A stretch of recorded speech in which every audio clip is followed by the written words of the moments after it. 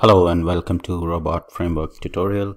So in the last couple of tutorials we have understood how to install the prerequisite and the setup of the development environment for Robot Framework automation. So now let's go ahead and start creating our first project for the Robot Framework automation. So let me open PyCharm, and once I open PyCharm, I'll explain you how you can go ahead and create the first project to start with the Robot Framework automation. So in the PyCharm screen here, you have the option to create a new project or open an existing project, or you can get it from the version control. So for example, Git and other version control systems. So let me cancel that. So to create a new project, just click on create new project. And here by default it will take the location that I have mentioned previously, but if you want to change the location to the location that you want to specify on your own, you can browse with this little icon here and create the folder where you want to store your projects. So I'll just keep it as PyCharm projects, and I'll say Robot Framework tutorial.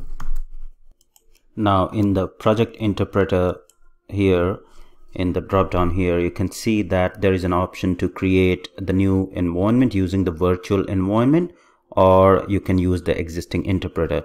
So since I had chosen the interpreter before, that's why you are able to see Python 3.8 interpreter chosen. In your case, you might be required to choose the existing interpreter by selecting the ellipses here.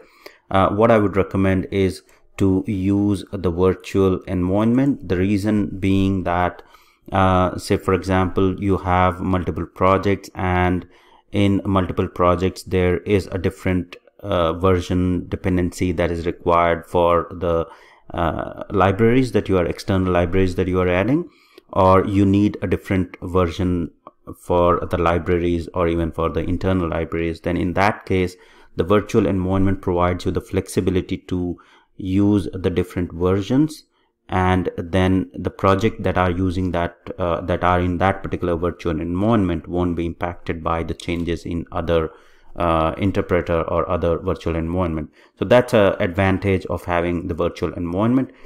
Just in case you find it a bit complex, just go to existing interpreter and select the existing interpreter. So go to the system interpreter and you can search for the system interpreter. So usually in my case it's in user local bin, and I'll choose Python 3.a as an existing interpreter and hit OK. So now Python 3.a will be selected, and just click on create. Right, so it will create the project using Python 3.a interpreter.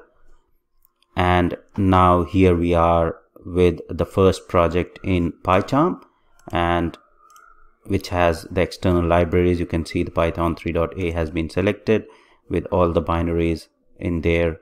And if you go to the details of the library, so if you go to the site packages here, you will see the Selenium library that we imported is present in the list as well. Right, so that's how you will create the first project. Now the second step after creating the project is to understand the basic structure or the project structure in the Python automation. So usually how you will structure your project files is the key to understand. So usually in Robot Framework, the key folders that you are going to add in any project are the test folder, resources, libraries, and results. So let's create those folders first. So what I'll do is I'll simply say new and create a directory, and I'll say tests. Right, then the next folder will be the resources, and then the results, and the fourth will be the libraries. So just in case you are going to create the custom library, so you will be able to place those custom library in the libraries folder. Okay, so usually this is the basic structure, but it's up to you how you want to organize. If, for example, you want to create a test suite folder, which I would prefer to have the test suite first, and then below test suite I can create the different folders. For example, I'll create functional tests, and that's how you can organize your test cases as well. So you can create test suite, and below the test suite you can have functional test, regression test, and then start organizing your test cases within these folders. So we'll get into more details about the folder structure. So for example, in the test suite and test cases test folder, you'll organize all your test cases and test suite, for example functional or regression or sanity, etc. Then the results folder is where your result file will be stored. So when you execute your test cases, it needs to store the execution logs and results, right? So results is for storing the results. Now coming to resources, so resources folder will be the folder where you will store the commonly used keywords. So for example, open browser, close browser, and also the page object. So page objects are nothing but structuring or the defining of the common functionality of the application into the page object file. We'll cover a detailed introduction about the page object in later tutorial as well.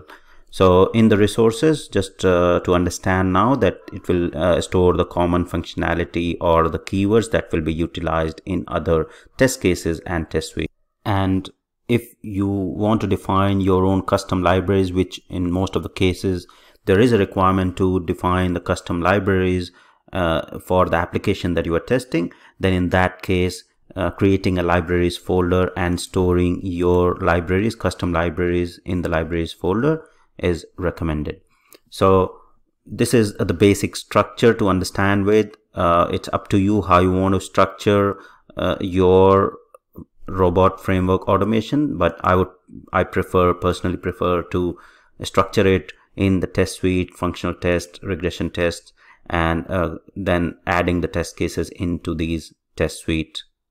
And the other approach would be to categorize your structure or the test suite based on the product. So for example, in the test suite you can create, say for example you are testing 3 different products, you can create a folder for each product. So I'll create a folder for product 1, and below the product 1 I can structure the functional tests accordingly, right? So on the product 1 there will be functional test, regression test. Similarly for the product 2 there will be functional test, regression test. So it's up to you how you want to organize, but robot framework provides a flexible way to organize the folder structure and test case structure. The best approach would be to make sure or understand with your team, with your project, how everyone agrees to organize the test case and test suite, and then come up with the common standard for organizing your test cases and test suite. For libraries, resources, and results, it's pretty straightforward that you'll use the similar structure for the other 3 folders as well. So hope you liked the tutorial. Thank you very much for watching.